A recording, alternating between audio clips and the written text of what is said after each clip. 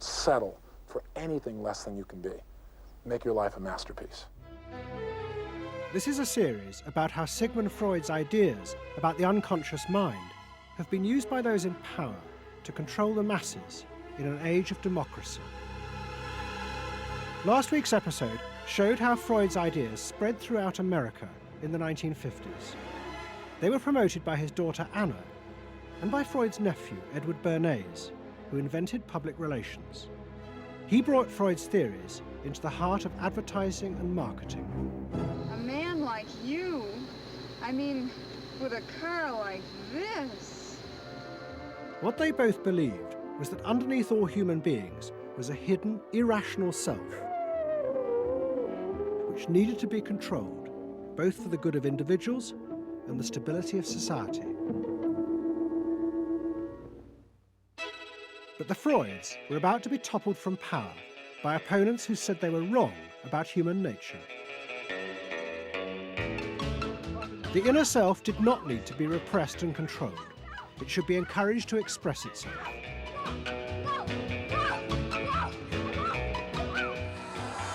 Out of this would come a new type of strong human being and a better society. But what in fact emerged from this revolution was the very opposite. An isolated, vulnerable, and above all greedy self, far more open to manipulation by both business and politics than anything that had gone before. Those in power would now control the self, not by repressing it, but by feeding its infinite desires.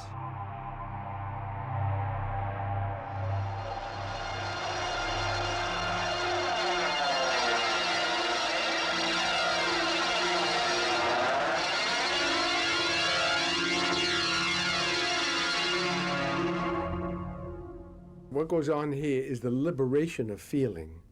In other words, feelings, not just memories, that have been suppressed. For example, screaming, crying, anger. You get a person who's really angry, and they're going to let it out. No! No! I could kill you. I'm an old man. Listen, I can't get all the strength into this that young people would get if they had those feelings. That wasn't bad. In the 1950s, a small group of renegade psychoanalysts began a new form of therapy. They worked in small rooms in New York City and encouraged their patients to express their feelings openly. I want help. I do. I want help. It was a direct attack on the ideas of the Freudian psychoanalysts, who had become rich and powerful, teaching Americans how to control their feelings. In Freud's work, you see, they were afraid of the feelings. They believed that what they wanted was contained people, very proper, doing the right thing and living a proper life. That's what they wanted, but not an intense emotional life. Freud wasn't emotional himself. I mean, he's an intellect, Freud. I was an intellect too, I know, but I'm also more than that now. The leader of this group was a man hated by Freud and his family. He was called Wilhelm Reich. Reich lived an isolated life in a house he had built for himself in remote mountains near the Canadian border. Reich originally had been a devoted disciple of Freud's in Vienna in the 1920s. But he had challenged Freud over the fundamental basis of psychoanalysis. Freud argued that at heart, human beings were still driven by primitive animal instincts. The job of society was to repress and control these dangerous forces. Reich believed the complete opposite. The unconscious forces inside the human mind, he said, were good. It was their repression by society that distorted them. That was what made people dangerous. Reich and Freud had two fundamentally differing views about what was essential human nature. At its core, Freud saw an uncontrolled, violent, warlike, raging inferno of emotions. Reich said these things are not the way human beings are originally destined to be. They're the result of not permitting the original impulse to express itself. The underlying natural impulse, Reich argued, was the libido, sexual energy. If this were released, then human beings would flourish. But this idea brought him into direct conflict not only with Sigmund Freud, but Freud's daughter Anna, who believed that the sexual forces in humans were dangerous if not controlled. My father thought that you should liberate the libido and have freedom. And he developed the theory rather early that neuroses were due to lack of good orgasm, or any orgasm. And that was, Anna Freud, you know, was a virgin. I mean, this is very important because she never had a sexual relation with a man. And here was this man preaching that the way to health was through orgasm. And here was this woman who had been analyzed by her father because she was masturbating. So here's this woman who's opposed to sexuality, really, and here's this man who's preaching sexual freedom. I mean, there was bound to be a clash, wasn't there? The conflict came to a head at a conference in 1934 in Switzerland. Anna Freud, who had by now become the acknowledged leader of the psychoanalytic movement, forced Wilhelm Reich out. She destroyed his career. She got rid of him, very definitely. And I guess part of what I'm doing is getting rid of her. Explain. Well, I think that Anna Freud shouldn't get away with what she did, that it should be known, maneuvering to get him kicked out of the International Psychoanalytic Association. So you're taking revenge? You might say so, right? Or wronging a right. No, righting a wrong. You better cut that one out. Isn't that called a Freudian slip? Yes, it is. Reich fled to the United States and built his home and a laboratory. His ideas became grandiose to the point of madness. He was convinced that he had discovered the source of libidinal energy. He called it orgone energy, and Reich built a giant gun, which he said could capture this energy from the atmosphere and concentrate it onto clouds to produce rain. He also said that the gun could be used to destroy UFOs, which threatened the future of the world. In 1956, Reich was arrested by the federal authorities for selling a device that he said used orgone energy to cure cancer. Reich was treated as a madman.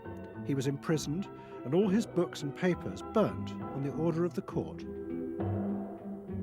A year later, Reich died in prison. To the Freudians, it seemed as if their main threat had been removed forever. But they were wrong. What the Freudians didn't realize was that their influence in American society was also about to be challenged, and in a way that would lead not only to their decline, but to the dramatic resurgence of Reich's ideas in America and throughout the capitalist world.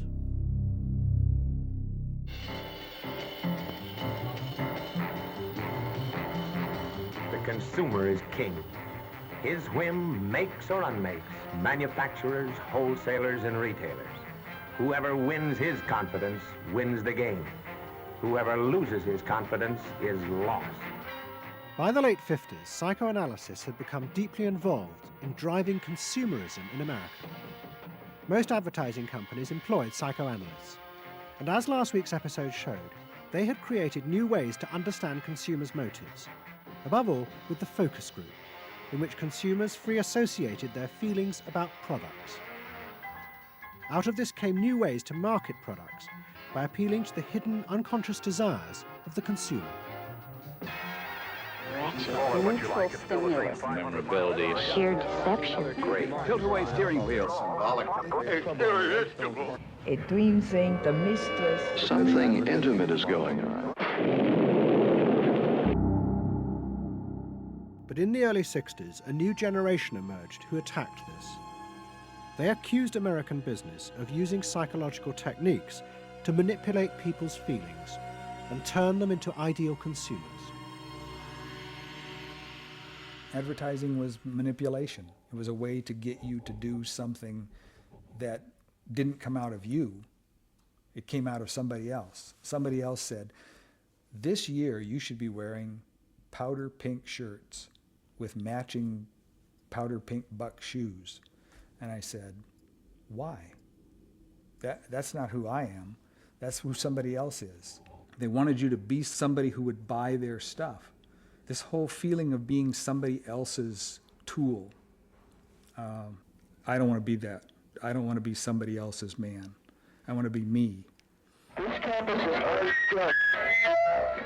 In the mid-60s, a protest movement began on America's campuses. One of the students' main targets was corporate America. They accused the corporations of brainwashing the American public. Consumerism was not just a way of making money, it had become the means of keeping the masses docile, while allowing the government to pursue a violent and illegal war in Vietnam. The student's mentor was a famous radical philosopher called Herbert Marcuse. Marcuse had studied psychoanalysis and was a fierce critic of the Freudians. They had, he said, helped to create a world in which people were reduced to expressing their feelings and identities through mass-produced objects. It resulted in what he called one-dimensional man, conformist and repressed. The psychoanalysts had become the corrupt agents of those who ruled America. It was one of the most striking phenomena to see to what extent the ruling power structure could manipulate, manage and control not only the consciousness, but also the subconscious and unconscious of the individuals. And this took place on a psychological basis by the controls and the manipulation of the unconscious primary drives which Freud stipulated. Think about it, dear American people out there. You hear him? You're all brainwashed, kiddies. You're all brainwashed. That's why you're here. They're saying right now, kill the bum. Look, I look at you in the living room. You know, you're saying, kill me.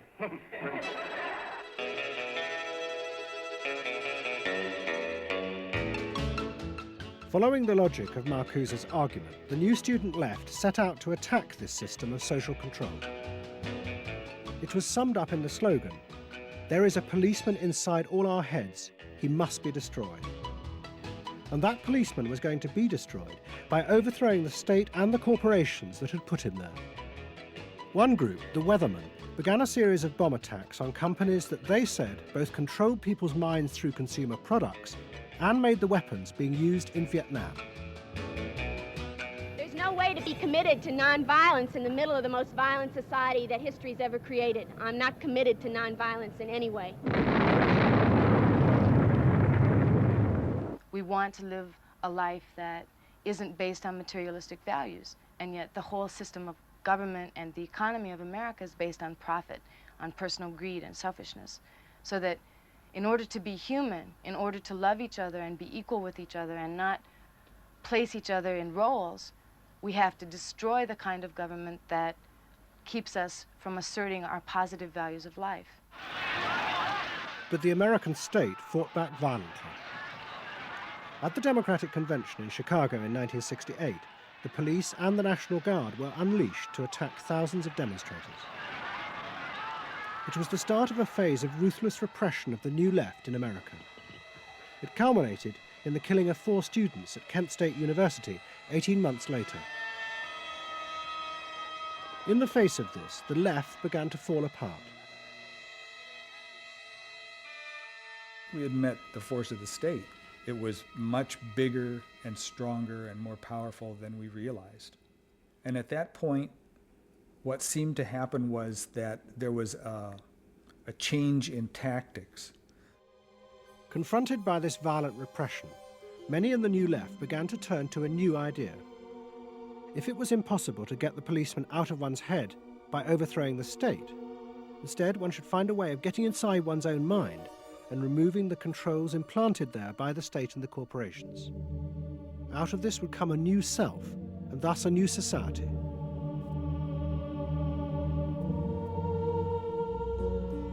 People who had been politically active were persuaded that if they could change themselves and be healthy individuals, and if a movement grew up just aimed at people changing themselves, then at some point all that positive change going on well, you could say quantity would become quality, and there would be a sort of a spontaneous transformation of society. But political activism was not required. It's about making a new you, that if enough people changed the way they were, that the society would change. So the personal became political? Yes, the personal became political. Without changing the personal, you didn't stand a chance of changing the political. Coming up against the state power of the United States was not an option. I mean, they outgunned us. And to produce the new self, they turned to the ideas and techniques of Wilhelm Reich. Since his death, a small group of psychotherapists had been developing techniques based on Reich's ideas. Their aim was to invent ways that would allow individuals to free themselves from the controls implanted in their minds by society. Their center was a tiny old motel on the remote coast of California. It was called the Esalen Institute. The dominant figure at Esalen was a psychoanalyst called Fritz Perls. Perls had been trained by Reich and had developed a form of group encounter in which he pushed individuals to publicly express the feelings inside them that society had said were dangerous and should be repressed. It's a basic fear of that thing inside me, like a little demon in there. It doesn't come out very often. It's really hard to get it out. Now put the thing inside you on that chair and talk to it. Perls used to call this getting on the hot seat in front of a group. If this were the hot seat and you were Perls, and you would guide me into this process of self-enactment, self-revelation, of staying present to all the parts of yourself and noticing it, and then taking ownership of this. As the demon? Yeah. Yes, I can come out. I can come right out of him, and I can push him aside. So that you, say you. I can push you aside. Yeah. Be the demon with each one of us. I can make you all cry. I can make you all feel terrible. Maybe even forever. I can make the mouth, this mouth here, do things and say things. I can almost destroy anyone, each one of you, if I get out. There isn't one of you that I would spare. Not even you. Yeah. How do you feel now? I feel better. I mean, I feel very honest. Yeah. And you notice the increase of power. In other words, taking ownership of who you are and how you act and how you feel. Your whole being in the world. In other words, giving you autonomy, owning your freedom. I'm frightening. When I have my power, I'm frightening. See, I frighten you with my power. I frighten you with my power. Now, where do you feel your power? In your hands? In your muscles? Where else? Wake up! I want you for me! God damn you! Okay. Stop it. You. It was not phony movement. That's what I wanted to do, and I did it. What Perls and others working at Esalen believed was that they were creating ways that allowed individuals to express their true inner selves. I want them to applaud for me. Out of this, they believed, would come new autonomous beings free of social conditioning. To the left, defeated in the wake of Chicago, it was an enormously attractive idea. These techniques could be used to unleash a new, powerful self, strong enough to overthrow the old order.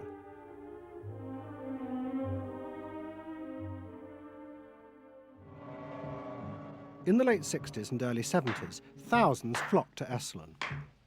Only a few years before, it had been an obscure fringe institute.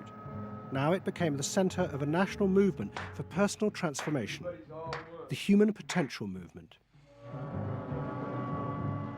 So it became magnetic. People wanted to join this stream of exploration. Within 7 or 8 years, there were about 200 of these centers in America, looking mainly to Esalen for the leadership. I feel so liberated. Really? It's fantastic.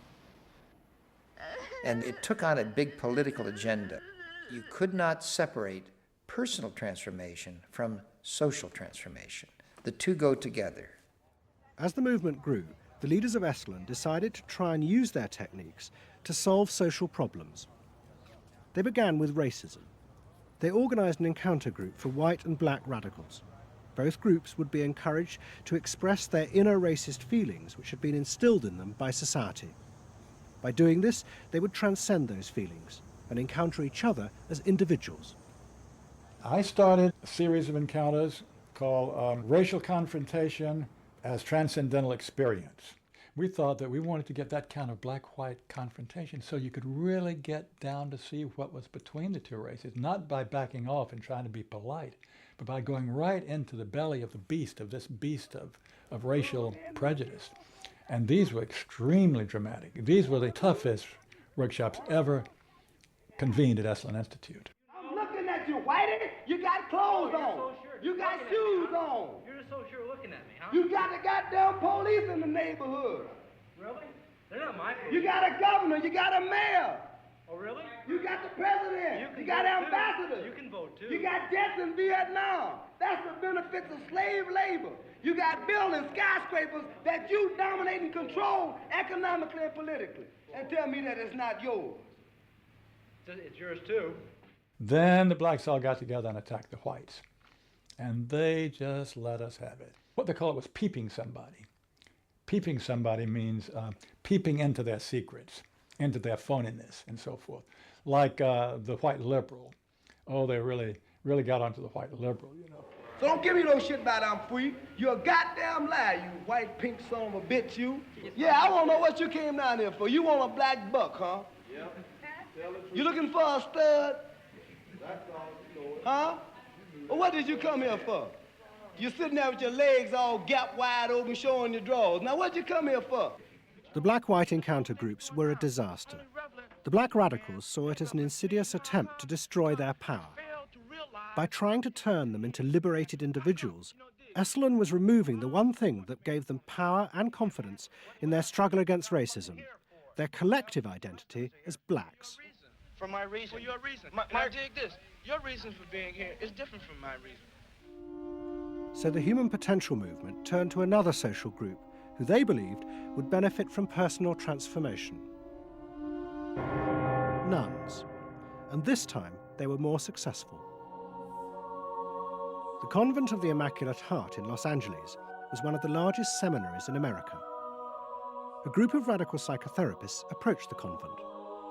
They wanted to try out their techniques for personal liberation on individuals whose identities were defined by a series of external rules which they had deeply internalized. The convent, anxious to appear modern, agreed to the experiment. And we did weekend encounter workshops for several hundred Immaculate Heart nuns. Nuns who were reserved, and they tended to be more reserved than other normal people, were told, don't be so reserved, let it all out. You're a good person. You can afford to be who you really are. You don't need to play the role of a nun. You don't need to keep downcast eyes. And prudence is an oversold virtue. You're trying to assert yourself, trying to find out who you are, who you're becoming. At the same time, you're trying to live a life of dedication, of service, and you're trying to make all these things fit into who you are, and you're just, you know, it's such a turmoil at times that you just blow a gasket and do silly, crazy things, you know. Running around the orchard and stealing oranges and taking Cokes out of the refrigerator and crazy things. I felt like I was being a hypocrite, and I wanted people to respect me for what I was, not for what I was wearing. And so I'm glad for the change. You feel frightened, but you'll go on. Oh, yeah, I'm scared to death, but it's worth it. The experiment began to transform the convent. The nuns voted to discard their habits in favor of ordinary clothes. But the psychotherapists found they had awoken other forces. Solid. One of the things we unleashed was sexual energy. The kind of thing that the church had been very good at restraining was no longer to be restrained.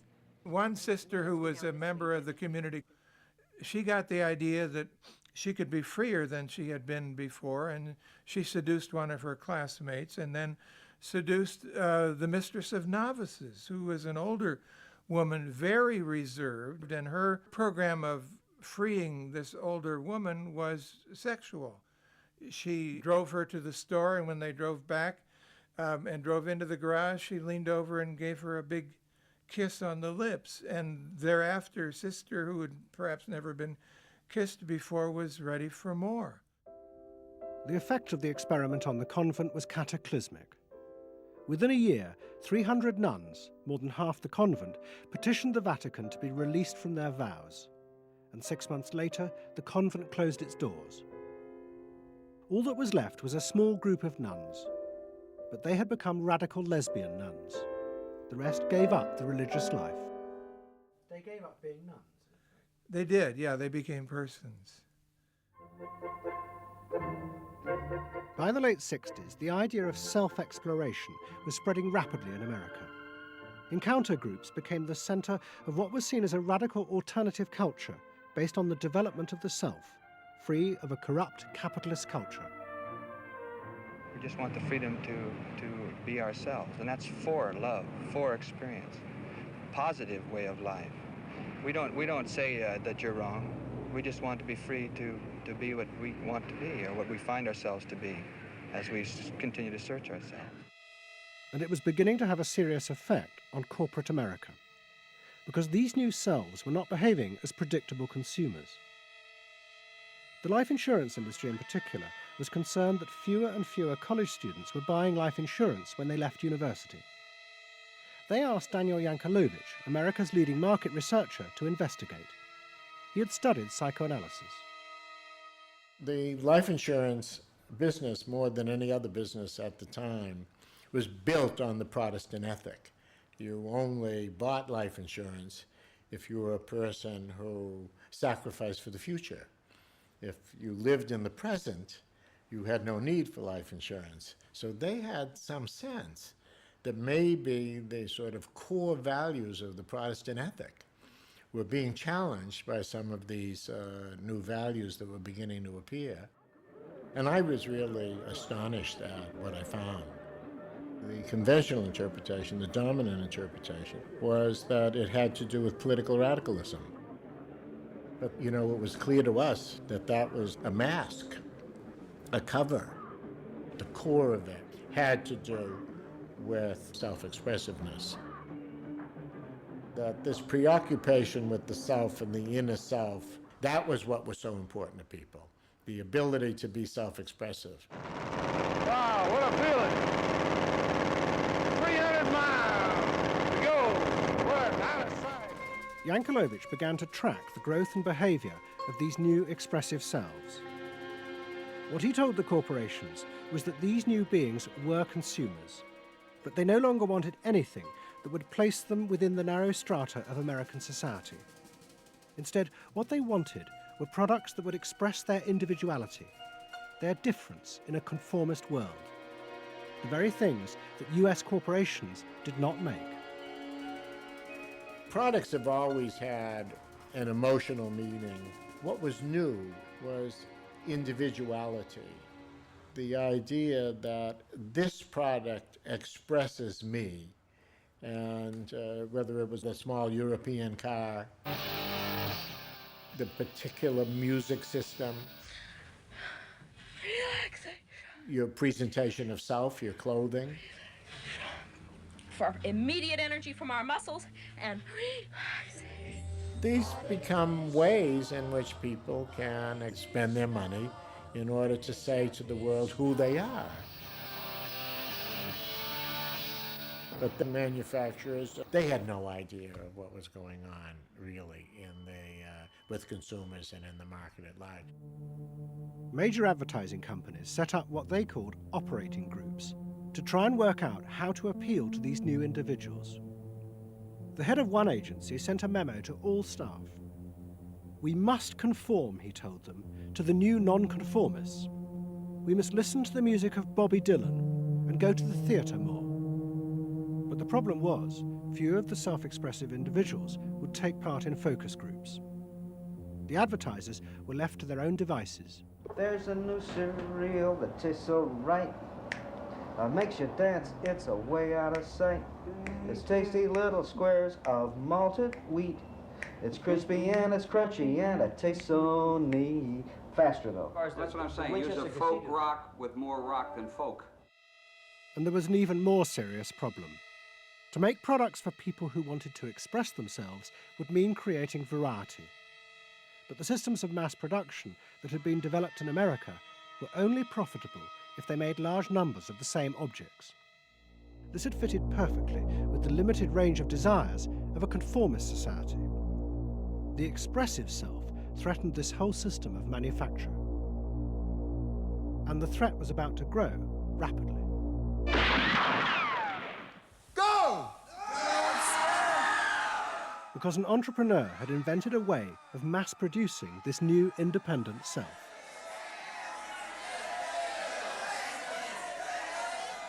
He was called Werner Erhard. Some of the stuff that we traditionally think of as being in your mind is actually in the world, because you're moving to that too. Erhard had invented a system called EST, Erhard Seminar Training. Hundreds of people came for weekend sessions to be taught how to be themselves. And EST was soon copied by other groups, like Exegesis in Britain. Many of Erhard's techniques came from the human potential movement, but he criticised the movement for not having gone far enough. Their idea that there was a central core inside all human beings was, he said, just another limitation on human freedom. In reality, there was no fixed self, which meant that you could be anything that you wanted to be. The thesis of the human potential movement was that there was something really good down in there. And if you took these layers off, what you were going to wind up with was a kernel, a something that was innately self-expressive, that was the true self, that was going to be a wonderful thing. In actuality, you found people who'd gone to the last layer and took off the last layer and found that what was left was nothing. All right, push! Move! Do it! The EST sessions were intense and often brutal. The participants signed contracts agreeing not to leave and to allow the trainers to do anything they thought necessary to break down their socially constructed identities. You're gonna get sandwiched in there. Push! Go for a win! If I push harder than you do, I'm gonna squash you. So you better push fast. Now, hard, do it! That's it, do it again! Push! Good! Good! Good! Again! Yes!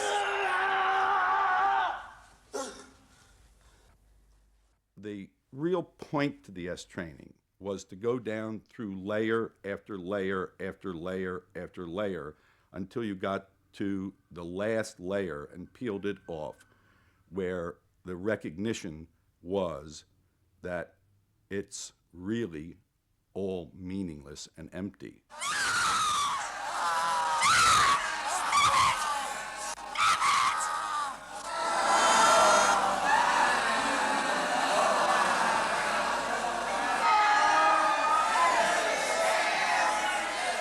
Now, that's existentialism's endpoint. EST went a step further in that people began to recognize that it was not only meaningless and empty, but it was empty and meaningless that it was empty and meaningless. And in that, there's an enormous freedom. All the constrictions, all of the rules you've placed on yourself are gone. And what you're left with is nothing. And nothing is an extraordinarily powerful place to stand, because it is only from nothing that you can create.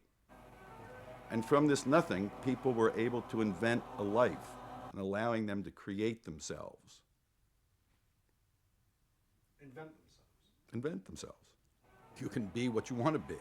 I want you to start to make that sound, and on that sound, create in people the world the way you want to create it. What Earhart did was to say that only the individual matters, that there is no societal concern, that you living a fulfilled life is all you need be concerned about.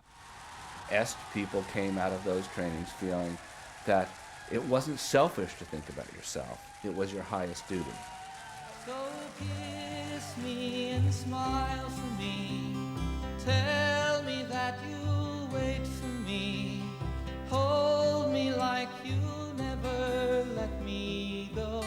The training is 2 weekends, and it was quite an incredible experience in my life. I'll forever be grateful for the experience. I got a great deal out of it. We really want to know who we are. There are things going on. We learn more and more about ourselves all the time, and to really find out what it is that makes us tick and how we are discovering ourselves.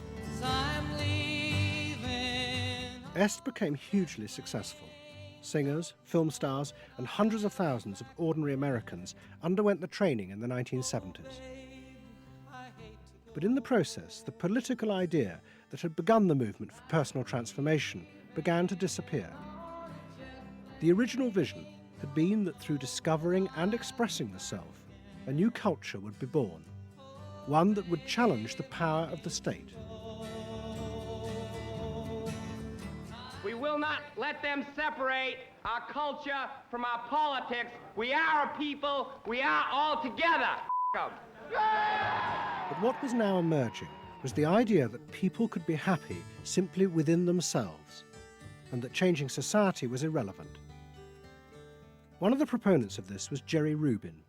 In 1968, Rubin, as leader of the Yippies, had led the march on Chicago, but now he had undergone Est training. I was willing to die, and I had a martyr complex in a sense. I think we all did. And I've given up that ideal of sacrifice. And I'm not as overwhelmingly moved by injustice as I was. And now we reincarnated ourselves from within. Basically, the politics were lost and totally replaced by this lifestyle. And then the desire to become deeper and deeper into the self. By now, a grandiose sense of the self. And my a good friend and one of the original Yippie founders, Jerry Rubin, definitely moved in that direction. And I think he was beginning to buy into the notion that he could be happy and fully self-developed on his own. Socialism in one person. Yes. Was he alone in that trajectory? Although that, of course, is capitalism. That's the whole joke. I think it's funny. I think it's funny because people spend so much of their life being bedeviled by their past and being locked into their past and being limited by their past. And there's an enormous freedom from that. Letting people create themselves. Est was only the most vivid and intense expression of an idea that was spreading rapidly through all strata of American society. Books and television programs promoted the idea that one's first duty was to be oneself. And those monitoring this shift were astonished at the speed with which the idea was spreading. In 1970, it was a small percentage of the total population, maybe 3 to 5%. By 1980, it had spread to the vast majority of the public, up to 80%. You asked the question, how do you get self-actualized? You take this day and you say, when I shave every morning, I look in that mirror, I say to myself, I really say this, I say, nobody is going to ruin this day for you, Wayne Dyer, nobody. That this preoccupation with the self and the inner self traveled and spread throughout the society in the 1970s. It helped me to stop living in the past and start building from today and using my experiences in a positive way to be a better person today and tomorrow. But then the problem comes, well, how do you be self-expressive? And it was at this point that American capitalism decided it was going to step in and help these new individuals to express themselves, and in the process make a lot of money. The first thing they were going to do was to find a way of getting inside their heads, to discover what these new beings wanted in order to be themselves. This came not from Madison Avenue, but from one of the most powerful scientific research institutes in America. Stanford Research Institute in California worked for corporations and government. It had done much of the early work on computers and was also working for the Department of Defense on what would become the Star Wars project. In 1978, a group of economists and psychologists at SRI decided to find a way to read, measure, and fulfill the desires of these new unpredictable consumers. The idea was to create a rigorous tool for measuring a whole range of desires, wishes, values that prior to that time had been kind of overlooked. They say in business, what gets measured gets done.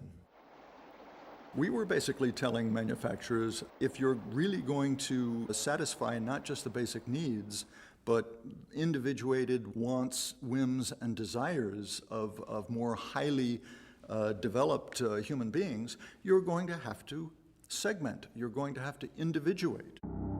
To do this, SRI turned for help to those who had begun the liberation of the self. In particular, one of the leaders of the human potential movement, a psychologist called Abraham Maslow. Through observing the work at places like Esalen, Maslow had invented a new system of psychological types. He called it the hierarchy of needs, and it described the different emotional stages that people went through as they liberated their feelings. At the top was self-actualization. This was the point at which individuals became completely self-directed and free of society. The team at SRI thought that Maslow's hierarchy might form the basis for a new way to categorize society, not by social class, but by different psychological desires and drives. To test this, they designed a huge questionnaire with hundreds of questions about how people saw themselves, their inner values. The questions were designed to see whether people fitted into Maslow's categories. We were trying to find out what people really felt like. So we asked these really penetrating questions, and we hired a company that administers surveys, to do them. They said they've never seen anything like it. Usually you have to send out a postcard 6 weeks and then another postcard, and then you got to call the people up, to get the return rates up. We had an 86% return, and they only sent out one postcard. People loved filling out this questionnaire. We got several questionnaires back with a note attached saying, do you have any other questionnaires I could fill out? Because we were asking people to think about things that they had never thought about before, and they liked thinking about them. Like what? Like what they felt inside? Yeah, like what they felt inside. What motivated them? What was their life about?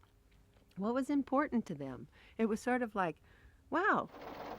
The answers were then analyzed by computer.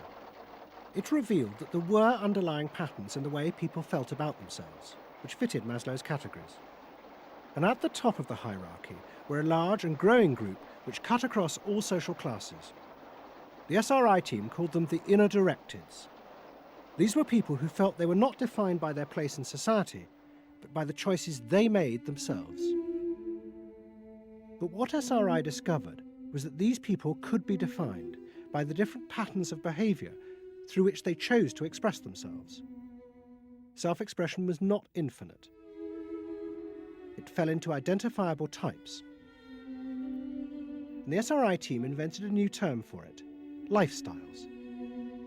They had managed to categorize the new individualism. They called their system Values and Lifestyles, VALS for short. At the forefront of this change are three new VALS groups we call inner directed. These are people for whom personal satisfaction is more important than status or money. They tend to be self-expressive, complex, and individualistic.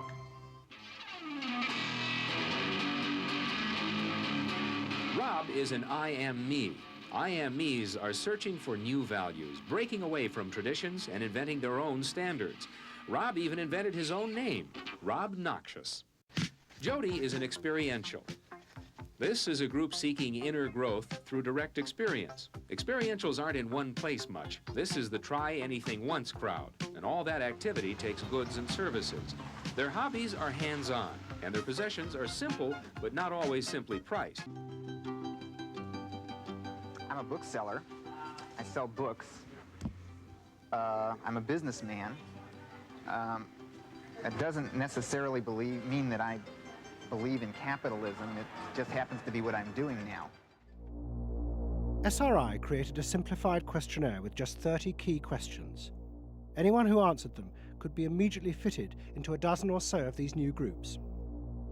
It allowed businesses to identify which groups were buying their products, and from that, how the goods could be marketed, so they became powerful emblems of those groups' inner values and lifestyles. It was the beginning of lifestyle marketing.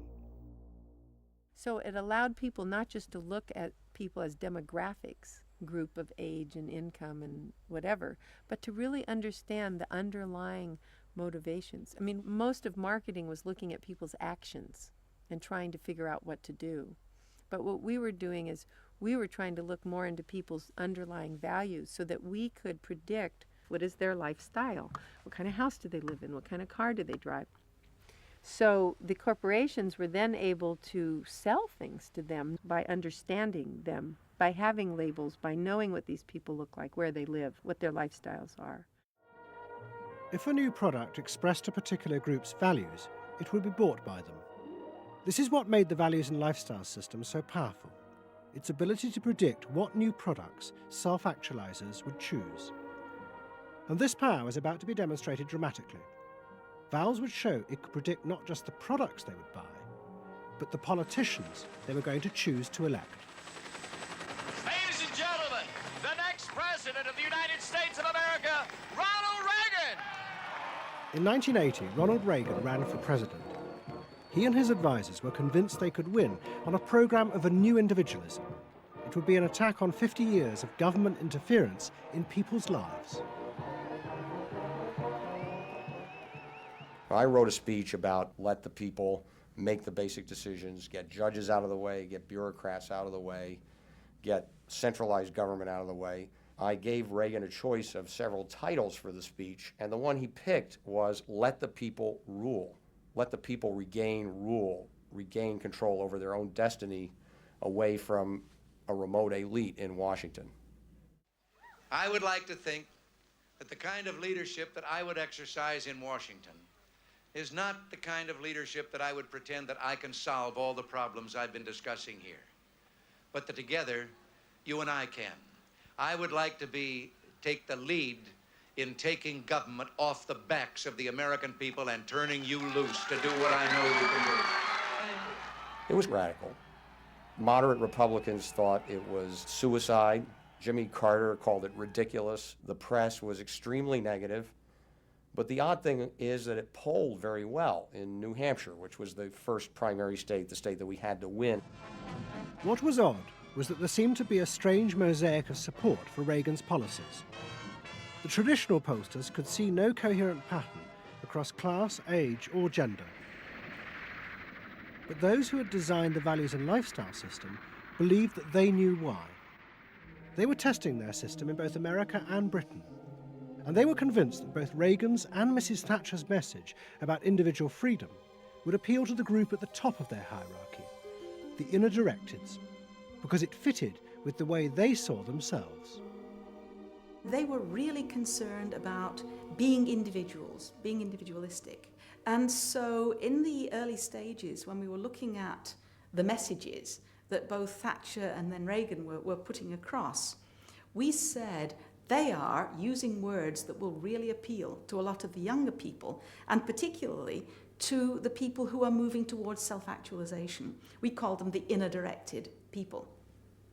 A lot of our colleagues said, that's absolutely ridiculous, because inner-directeds are very socially aware, very socially concerned. They'll never vote Conservative, or they'll never vote for the Republicans. But we said, If Thatcher and Reagan continue to appeal to them in this way, they really will. And I vision leadership in taking government off your backs and turning you loose to do what you can do so well. Thank you very much. The idea that the new self-actualizing individuals would choose a politician from the right, not the left, seemed extraordinary. But to test their prediction, the Values and Lifestyles team did a survey of voting intentions, and they correlated it with their new psychological categories. When we said in our surveys, who are you going to vote for, sure enough, it was the inner directeds who said that they would vote for Thatcher and for Reagan. And they made the difference in those elections because of their voting for Thatcher and Reagan. And it really surprised our colleagues, even within my own organisation. It really showed the power of this approach, because it's very difficult to identify inner directeds on the street. These people who voted for Thatcher and Reagan, these inner directeds, came from any walk of life. It's really hardly correlated with social class at all. I mean, if you just go along and look at age, sex, social class, you would never pick them up. But if you really go along with a questionnaire that gets at their values, then you can identify them very easily. And that was new? And that was completely new, yeah. At the beginning of 1981, Ronald Reagan was inaugurated as president. But he took charge of a country that was facing economic disaster. The terrible inflation of the 1970s had destroyed much of America's traditional heavy industries, and millions were unemployed. But true to his campaign promises, Reagan told the country he would not step in to help, as all previous governments had since the war.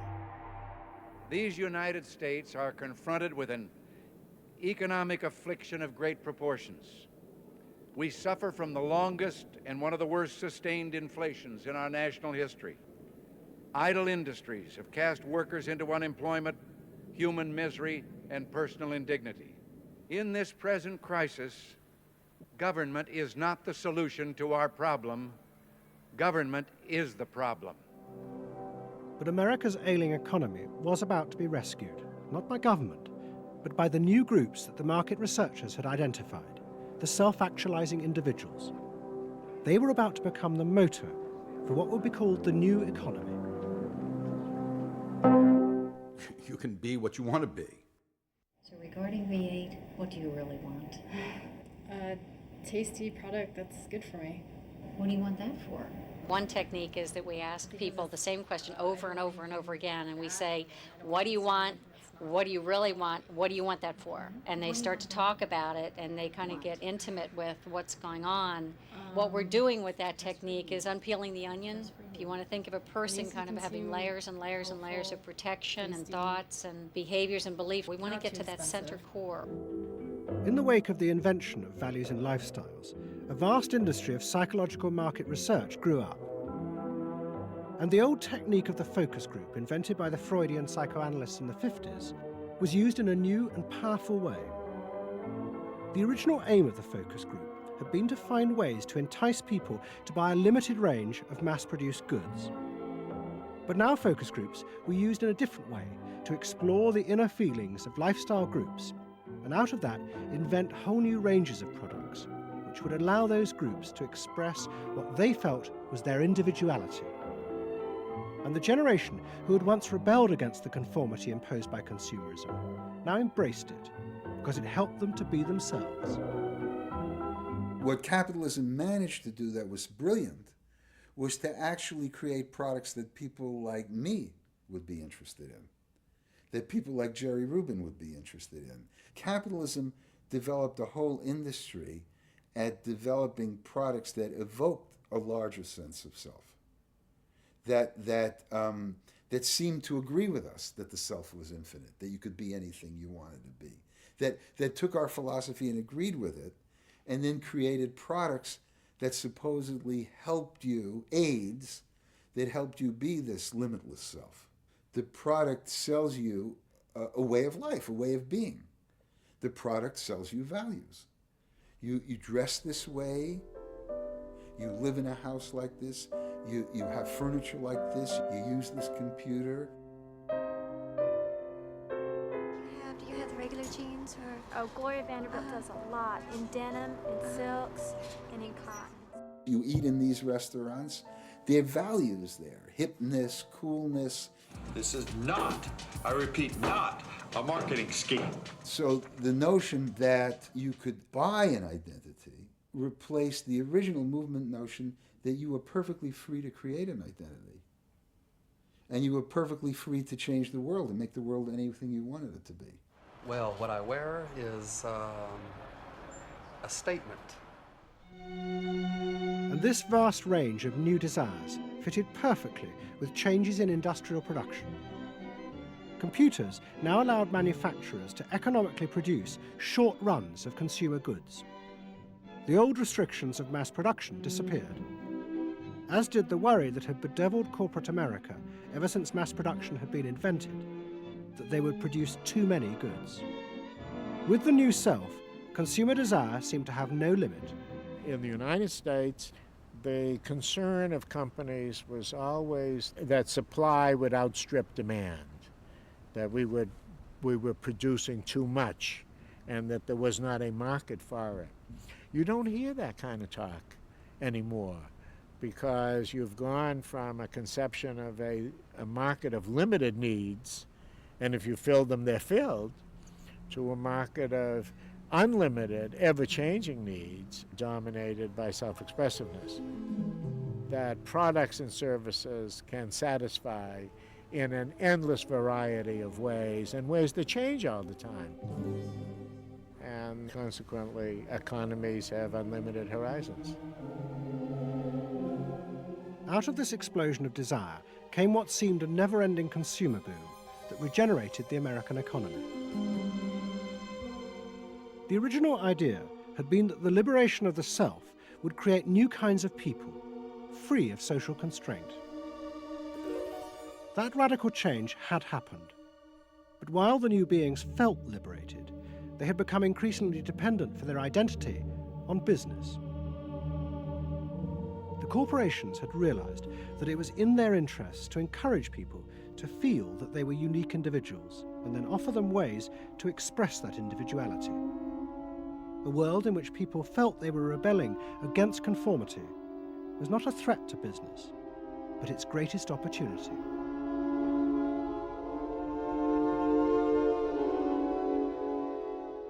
It was, in a sense, the triumph of the self. It was the triumph of a certain self-indulgence, a view that everything in the world and all moral judgment was appropriately viewed through the lens of personal satisfaction.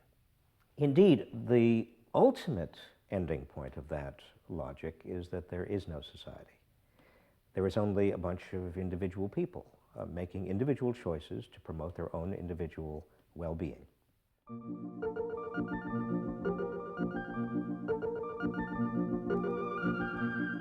Next week's episode tells the story of how politicians on the left, in both Britain and America, turned to the techniques developed by business in order to regain power. But what they didn't realize is that what had worked for business would undermine the very basis of their political beliefs. They would find themselves trapped by the greedy desires of the new self.